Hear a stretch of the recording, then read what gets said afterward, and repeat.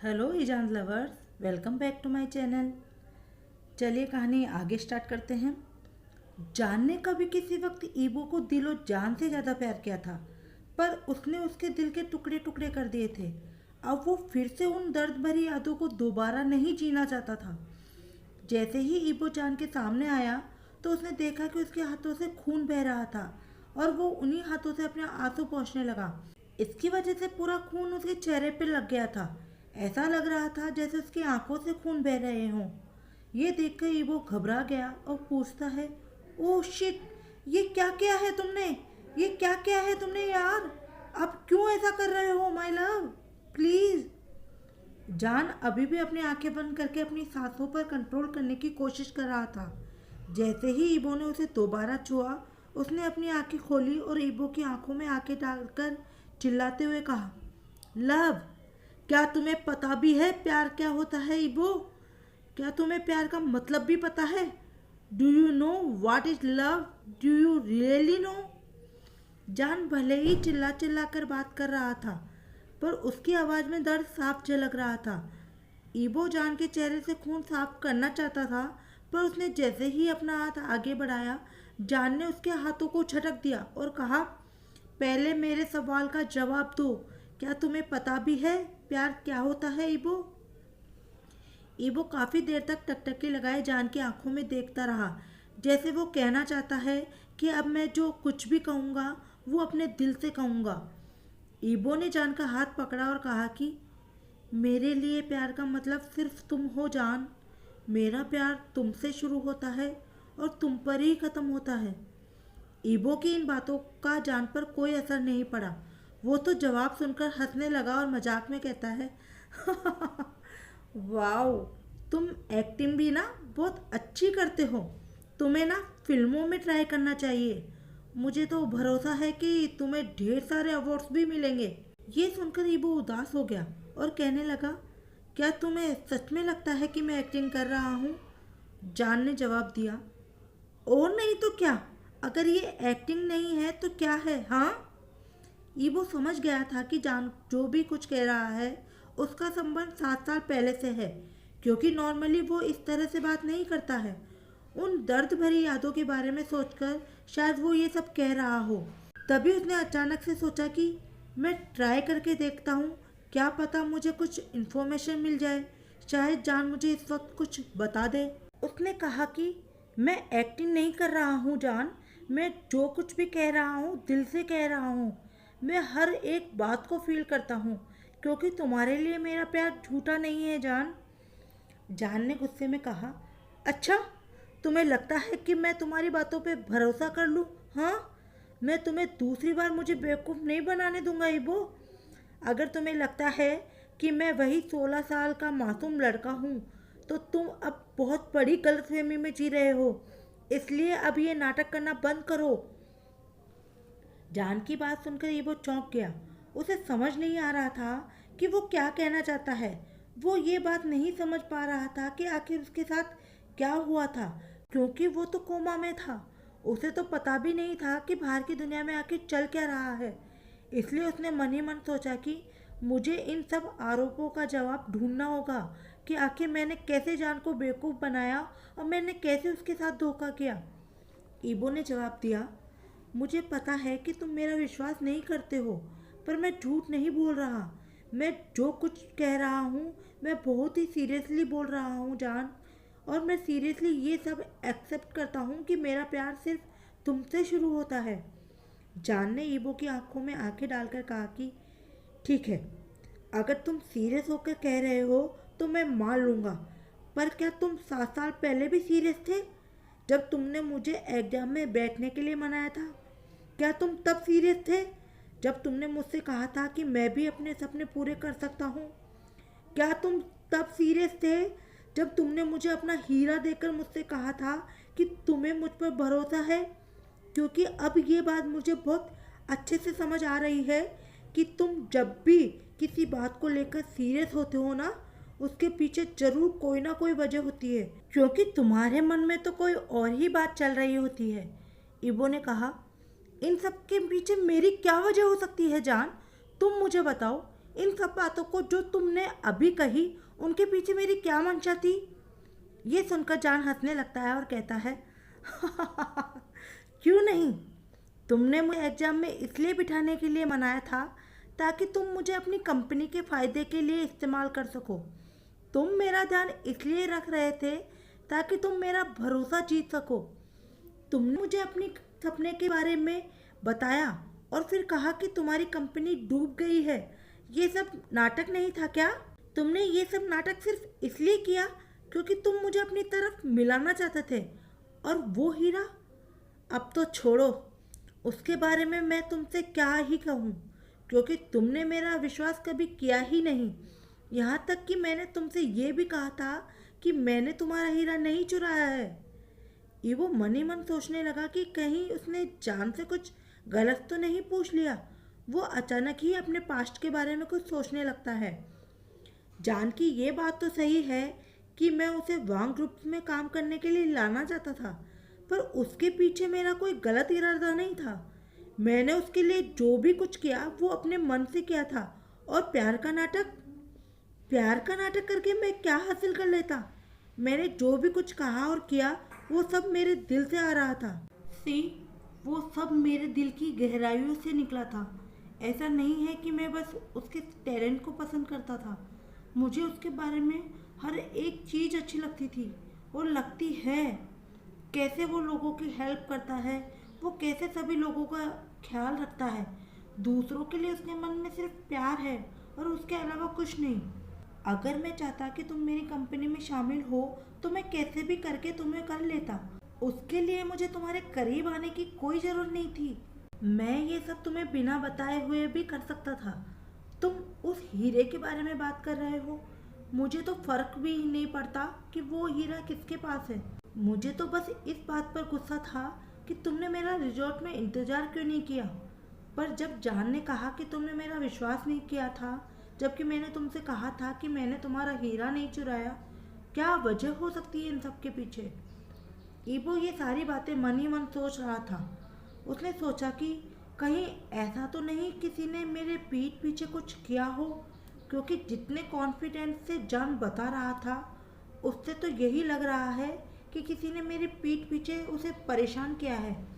किसी ने उसे मेरे नाम से परेशान किया है। कोई तो था उस रात मेरे नकाब में जो जान के साथ था। यही सब सोचकर ईबो ने कहा कि जान, हीरा किसके पास है इससे मुझे फर्क नहीं पड़ता। ये सुनकर जान हंसने लगा और कहता है, अच्छा, अब तुम नाटक करने की भी कोशिश कर रहे हो। लिसन, अब तुम नाटक मत करो, समझे? तुमने बस एक हीरे के लिए मेरी बलि दे दी थी और अभी तुम ऐसे बिहेव कर रहे हो जैसे तुम्हें कुछ पता ही नहीं है।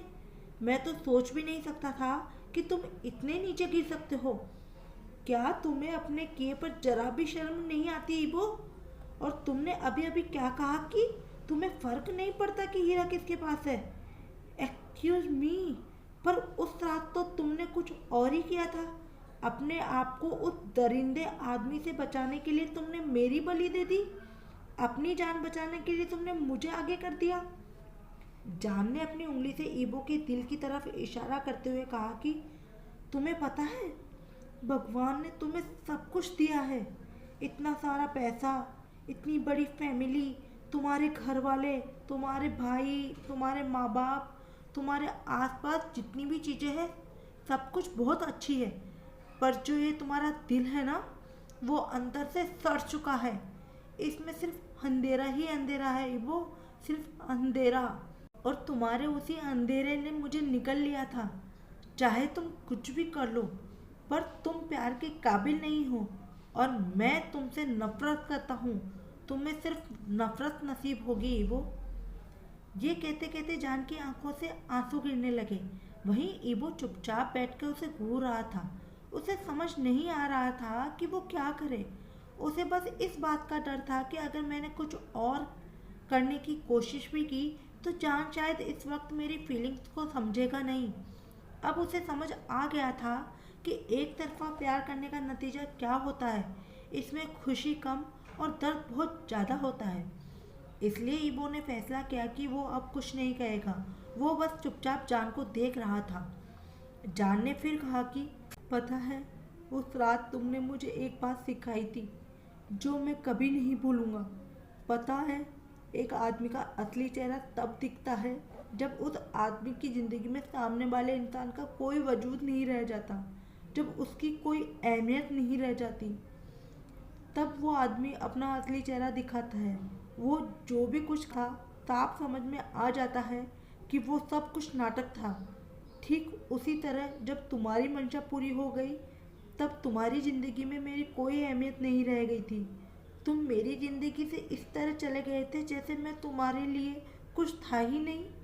और फिर तुमने मुझे मौत के उस दलदल में, उस खाली डिब्बे की तरह फेंक दिया जिसका कोई इस्तेमाल नहीं रह जाता। जान के एक एक शब्द ईबो के ऊपर तीर की तरह गिर रहे थे।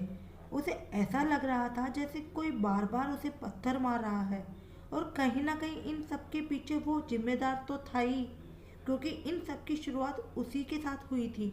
तभी अचानक ईबो ने पूछा कि जान, तुमने अभी अभी क्या कहा कि मैंने तुम्हें मौत के दलदल में धकेल दिया? क्या मतलब है तुम्हारा जान? उसकी तरफ बिना देखे ही जान ने कहा कि अगर तुम्हें जानने की इतनी ही ललक है ना, तो उस आदमी से जाकर क्यों नहीं पूछ लेते? मुझे पता है कि वो तुम्हें एक एक करके सारी बात बताएगा, क्योंकि वही तो है जिसने मुझे टॉर्चर किया था। जान उठकर खड़ा हो गया और अपना चेहरा साफ करने लगा। फिर थोड़ी देर बाद उसे थोड़ा आराम मिला तो उसने कहा कि ईबो, मुझे धोखा देने के लिए तुम्हारा बहुत बहुत धन्यवाद। मुझे वी से जान बनाने के लिए भी तुम्हारा बहुत बहुत धन्यवाद। और तुम्हें पता है ना, जब मैं जवाब देने में सबसे आगे रहता हूँ, तो इस बात के लिए तैयार रहना कि तुम्हें तुम्हारे कर्मों की सज़ा बहुत जल्द ही मिलने वाली है। और ये कहकर जान वहाँ से जाने लगा। ईबो ने बिना कुछ सोचे उसे पीछे से गले लगाकर कहा कि प्लीज़ जान, अभी मत जाओ, कम से कम मेरी बात भी सुन लो। मैं भी तुमसे कुछ कहना चाहता हूँ। मैंने तुम्हारे साथ कुछ गलत नहीं किया है, और अगर मैं तुमसे ये कहूँ कि मैं उस रात तुम्हारे सामने नहीं था, क्या तुम मेरा भरोसा करोगे? जान ने कहा कि कभी नहीं, क्योंकि मेरे पास प्रूफ है। ये सुनकर ईबो चौंक गया और कहा कि व्हाट? ये क्या कह रहे हो तुम? ये कभी पॉसिबल ही नहीं है, और ये हो ही नहीं सकता जान।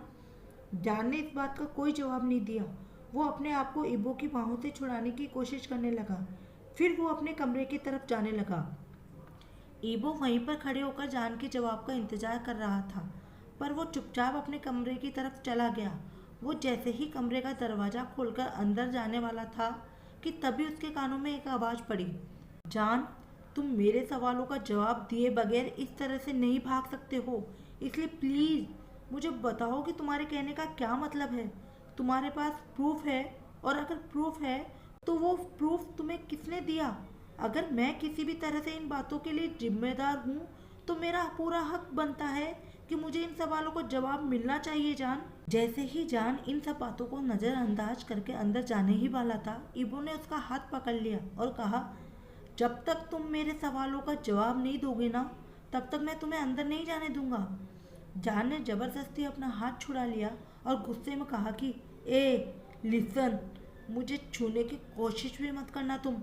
Don't you dare to touch me. फिर उसने कमरे के अंदर जाते हुए कहा कि ठीक है, अगर तुम्हें उस रात के बारे में जानना है तो मैं तुम्हें दिखाऊंगा कि तुमने क्या किया था। ईबो जान के पीछे पीछे उसके बेडरूम में चला गया। वो वहीं उसके बेड पर बैठकर उसके जवाब का इंतजार करने लगा। तभी उसने देखा कि जान एक अलमारी खोल रहा है, और उसने अलमारी के अंदर से एक मेटल का टुकड़ा निकाला। ईबो को दिखाते हुए कहा कि क्या ये तुम्हें याद है ईबो, कि ये क्या है? ईबो ने उसे देखते हुए कहा कि हाँ, ये मुझे याद है। जान ने कहा कि ये तुम्हारे ही कोट का स्पेशल बटन है ना? तुमने मुझे ये तब दिया था जब मैंने एग्जाम का पहला राउंड क्लियर किया था। ईबो ने अपना सिर हाँ में हिलाते हुए कहा, हाँ मुझे याद है जान। ये सुनकर जान हंसने लगा और कहा कि चलो अच्छा है, कम से कम तुम्हें ये तो याद है ना। तभी जान ने दूसरा बटन दिखाते हुए कहा कि तुम ये जानना चाहोगे कि इसी के जैसा एक और बटन मेरे पास कहाँ से आया? ये सुनकर ईबो चुपचाप जान की तरफ देख रहा था। तभी जान ने कहा कि जब उस रात तुमने मुझे उस दरिंदे की तरफ जोर से धक्का दिया था ना, तब मैंने तुम्हारे कोट को इतना कसकर पकड़ रखा था कि ये बटन मेरे हाथ में आ गया। ये सुनकर ईबो ने कहा कि व्हाट जॉन, ट्रस्ट मी, मैं उस रात वहाँ था ही नहीं। तुमने मेरा चेहरा देखा था? क्या तुमने मेरी कोई आवाज़ सुनी थी? क्योंकि उस रात तो मेरे साथ। इससे पहले कि ईबो कुछ और कहता, जॉन ने उसे बीच में ही रोकते हुए कहा कि ईबो, अब तुम ड्रामा मत करो। तुम्हें ड्रामा करने की ज़रूरत नहीं है। और हाँ, इससे पहले कि तुम कहो कि ये बटन फेक है या तुम्हारा नहीं है, इसलिए मैं तुम्हें ये पहले ही बताना चाहता हूँ कि जब तुमने मुझे वो बटन उस दिन दिया था ना, तब मैंने स्पेशली तुम्हारे लिए एक वैसा ही बटन डिजाइन करवाया था। तुम देख सकते हो कि इस पर अभी भी वाई लिखा हुआ है, जो तुम्हारे नाम का पहला अक्षर है, ईबो। इसलिए मुझे ये मत कहना कि ये बटन तुम्हारा नहीं है। ईबो को कुछ भी समझ नहीं आ रहा था कि आखिर वो बटन जान तक पहुंचा कैसे।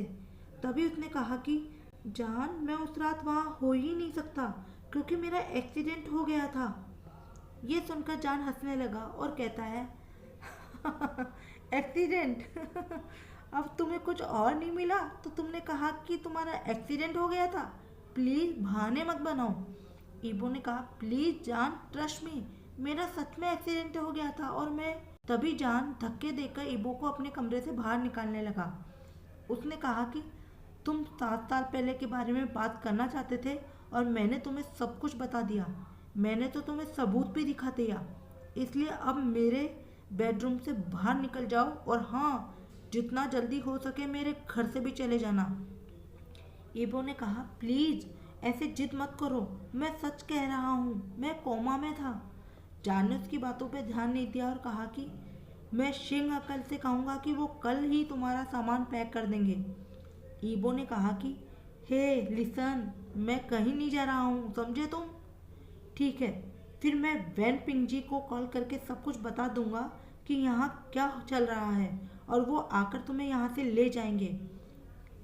जब तक तुम मेरी बात पूरी तरह से नहीं सुन लेते तब तक मैं तुम्हारे घर से नहीं जाऊँगा जान। जान ने कहा कि अब सुनने को क्या बचा है? तुम्हें जो कहना था तुमने कह दिया ईबो। इतना कहकर जान ने दरवाज़ा पट से बंद कर दिया। दरवाज़ा बंद करके जान सोचने लगा कि ईबो जो कुछ भी कह रहा है वो सब झूठ है, उसमें बिल्कुल भी सच्चाई नहीं है, वो झूठा है। तभी उसने बेडरूम से अपना बैग उठाया और ऑरेंज को बैग में रखते हुए कहा कि हम लोग फिनिक्स एंटरप्राइजेज जा रहे हैं, इसलिए तुम कुछ भी मत बोलना। जब तक हम लोग ऑफिस नहीं पहुंच जाएं तब तक प्लीज़ तुम चुप रहना। ऑरेंज ने कहा कि ओके। 2 हफ्ते बाद फिनिक्स एंटरप्राइजेज ने अपना नया सॉफ्टवेयर फ्यूरियस लॉन्च कर दिया था और ये न्यूज़ पूरे मार्केट में आग की तरह फैल गई थी और अचानक ही वो सॉफ्टवेयर टॉप पर पहुंच गया था। हर एक न्यूज़पेपर में बस उसी के बारे में खबर आ रही थी। उसकी वजह से कंपनी को बहुत प्रॉफिट हुआ था और पूरी बिजनेस इंडस्ट्रीज में सभी लोग फिनिक्स एंटरप्राइजेज की वाहवाही कर रहे थे। मीडिया के सभी लोग बस इसी के बारे में पता लगाना चाहते थे कि आखिर इस सॉफ्टवेयर को किसने बनाया है। उन्होंने कंपनी के प्रेसिडेंट जो चंग से भी संपर्क करने की कोशिश की, पर हर कोशिश नाकाम हो गई। कंपनी के सीईओ किम जोंग ने बताया कि इसे कंपनी की टीम ने मिलकर बनाया है। वो मीडिया में वही बात कर रहे थे जो चंग और जान ने कहने के लिए कहा था। अभी भी जान के बाहर आने का समय नहीं हुआ था। वो बाकी दुनिया से छुपकर रहना चाहता था। इसीलिए किसी ने भी ये नहीं बताया कि आखिरकार ये सॉफ्टवेयर किसने बनाया है। कंपनी के सभी लोग नए सॉफ्टवेयर की सक्सेस पार्टी कर रहे थे। सभी लोग डांस कर रहे थे और गाना गा रहे थे, पर इन सब के बीच कोई था जो कोने में अकेले बैठकर चुपचाप सबको देख रहा था। असल में वो कोई और नहीं, जान था। थोड़ी देर बाद वो उठकर अपने लैब में चला गया। वो खिड़की के पास बैठकर बाहर की तरफ देख रहा था।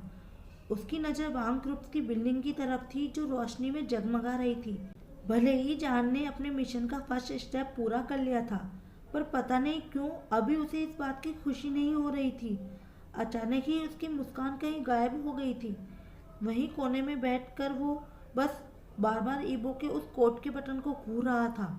ऐसा लग रहा था जैसे उसका दिल पूरी तरह से खाली हो गया हो।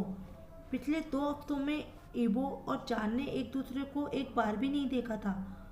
उस रात ईबो से लड़ाई करने के बाद वो ऑरेंज के साथ फिनिक्स एंटरप्राइजेज आ गया था और तब से वो अपनी कंपनी में ही रह रहा था। तभी अचानक उसका फ़ोन बजने लगा। जब उसने फ़ोन की स्क्रीन की तरफ देखा तो ईबो उसे कॉल कर रहा था। पिछले 2 हफ्तों से लगातार वो इसी समय पर जान को कॉल करता था, पर जान कभी भी उसका कॉल रिसीव नहीं करता था। जब उस दिन भी उसने ईबो का कॉल नहीं उठाया तो थोड़ी देर बाद एक मैसेज आया। उसमें लिखा था, जान, अब 2 हफ्ते हो गए हैं, इसलिए प्लीज़ घर वापस आ जाओ। मैं तुमसे वादा करता हूँ कि अब मैं पास्ट के बारे में तुमसे कभी बात नहीं करूँगा। जान ने मैसेज पढ़कर फ़ोन टेबल पर रख दिया और आंखें बंद करके उन बातों को भूलने की कोशिश करने लगा। तभी जोचेंग उसके पास आ गया और कहता है कि तुम अकेले यहाँ क्यों बैठे हो? चलो, मैं तुम्हारे साथ डिनर करने आया हूँ। जैसे ही उसने टेबल की तरफ देखा तो उसे पता चला कि जान ने कुछ भी नहीं खाया है। उसकी टेबल पर रखा सारा खाना वैसा ही रखा हुआ था। जोचेंग ने उसे डांटते हुए कहा कि ये क्या है? तुमने अभी तक अपना खाना नहीं खाया। क्या हुआ? हाँ, तुम्हारी तबीयत तो ठीक है ना? फिर वो जान के माथे को छूकर देखने लगा और फिर उसे ये एहसास हुआ कि जान को तो बहुत तेज बुखार था। फिर जोचेंग ने कहा, तुम अपना जरा भी ध्यान नहीं रखते हो। तुम्हें इतना तेज बुखार है और तुम यहाँ पे चुपचाप बैठे हो। 3 दिन पहले भी तुम अचानक बेहोश हो गए थे। तुम्हें पता भी है कि इन सब बातों को लेकर कितनी चिंता हो रही है सबको। डॉक्टर ने भी कहा था कि तुमको ज़्यादा टेंशन नहीं लेनी चाहिए और शायद तुम टेंशन की वजह से ही बेहोश हुए थे। यार, तुम कब तक इतने लापरवाह रहोगे? क्या प्रॉब्लम क्या है तुम्हारा? ऐसे तो लाइफ नहीं चलेगी जान। जान चुपचाप जोचेंग की सारी बातें सुन रहा था, पर उसे कोई जवाब नहीं दे रहा था। वो चुपचाप आंखें बंद किए हुए बैठा था। इस बार जोचेंग ने चिल्लाकर कहा, जान, मैं तुमसे बात कर रहा हूँ। जान अपनी आंखें खोलकर मुस्कुराने लगा और कहता है, प्लीज़, क्या आप चिल्लाना बंद करोगे? मैं सोने की कोशिश कर रहा हूँ और आप बार बार मुझे डिस्टर्ब कर रहे हैं। जोचेंग चौंक गया और कहता है, व्हाट? जान ने कहा, और क्या? क्या आपको इतना भी नहीं पता कि अगर कोई इंसान अपनी आंखें बंद किए हुए बैठा है तो वो कुछ सोच रहा होगा या फिर सोने की कोशिश कर रहा होगा?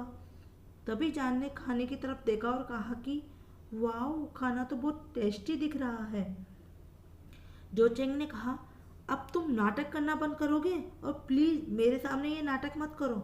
तुम्हें क्या लगता है, हाँ, कि मैं तुम्हारी एक्टिंग की झांसे में आ जाऊंगा और तुम्हारा भरोसा कर लूंगा कि तुम सच बोल रहे हो? ऐसा कभी नहीं होगा जान, इसलिए बहाना बनाने की कोई ज़रूरत नहीं है। जान ने जोचेंग की बातों का जवाब नहीं दिया और वो टेबल पर रखे खाने की तरफ देखने लगा। जोचेंग लगातार जान को घूर रहा था। थोड़ी देर बाद जान ने उसी तरफ देखा और कहा कि अब आप मुझे घूरना बंद कीजिए, नहीं तो मैं ठीक से खाना नहीं खा पाऊंगा। जोचेंग ने कहा कि पहले मुझे ये बताओ कि क्या तुम्हारे साथ यार आखिर प्रॉब्लम क्या है? क्या चल रहा है तुम्हारे दिमाग में? तुम किस चीज़ के लिए अपने आप को तैयार कर रहे हो? तुम्हारे साथ आजकल क्या हो रहा है जान? मुझे कुछ तो बताओ। जान ने कहा कि आजकल कुछ भी तो नहीं चल रहा है, इसलिए मेरे पास बात करने के लिए कुछ भी नहीं है। मैं बस सॉफ्टवेयर के लॉन्च को लेकर थोड़ा सा थक गया था और अब सब कुछ ठीक है। मेरा सॉफ्टवेयर लॉन्च हो गया है। जोचेंग ने कहा, प्लीज़ मुझसे झूठ मत बोलो। मुझे पता है कि तुम मुझसे कुछ छुपाने की कोशिश कर रहे हो। ठीक है, पहले तुम अपनी तबीयत ठीक कर लो, फिर हम इस बारे में आराम से बैठकर बात करेंगे। बाय द वे, तुमने दवाई खाई है जान?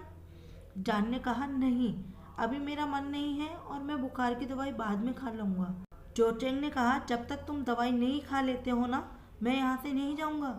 अब जान के पास कोई चारा नहीं था, इसलिए उसने चुपचाप अपने बैग से दवाई निकाल कर खा ली।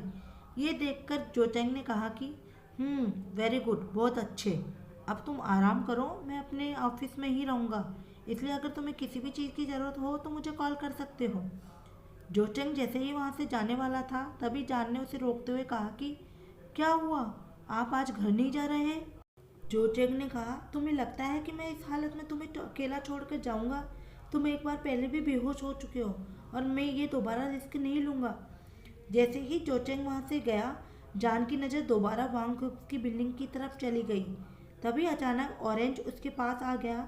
उसने देखा कि जान किसी बिल्डिंग की तरफ देख रहा है। उसे देखकर ऑरेंज ने अपने सिस्टम में सर्च किया और कहा, वांग ग्रुप बिल्डिंग, प्रेसिडेंट वांग ईबो। ऑरेंज की बात सुनकर जान ने कहा कि हाँ ऑरेंज, मुझे पता है। तभी ऑरेंज ने कहा, ईबो एक अच्छा आदमी है और वो तुमसे बहुत प्यार करता है। जान ने उसे डांटते हुए कहा, ईबो जो कुछ भी करता है सब झूठ है। मैंने तुमसे कितनी बार कहा है कि तुम अपना साइकोलॉजी मेरे ऊपर यूज मत किया करो। दोनों इसी तरह काफ़ी देर तक आपस में बातें करते रहे। तभी अचानक ऑरेंज ने कहा कि ऑरेंज 7 साल पहले हुए एक्सीडेंट और आपके टॉर्चर के बारे में जानता है।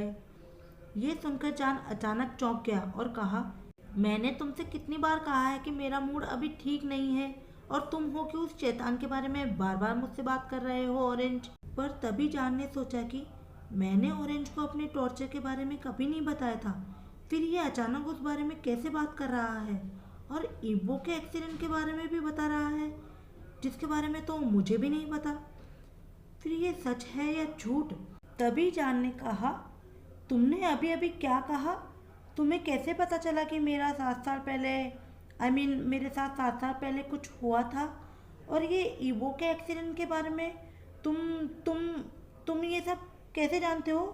तुम्हें कैसे पता चला? क्या तुमने हम दोनों की बातें बेडरूम में सुनी थी? ओरिज ने कहा, नहीं, मैंने ये सब बातें लाइब्रेरी में सुनी थी। ये सुनकर जान हंसने लगा और कहता है कि अब तुम ना बकवास बंद करो।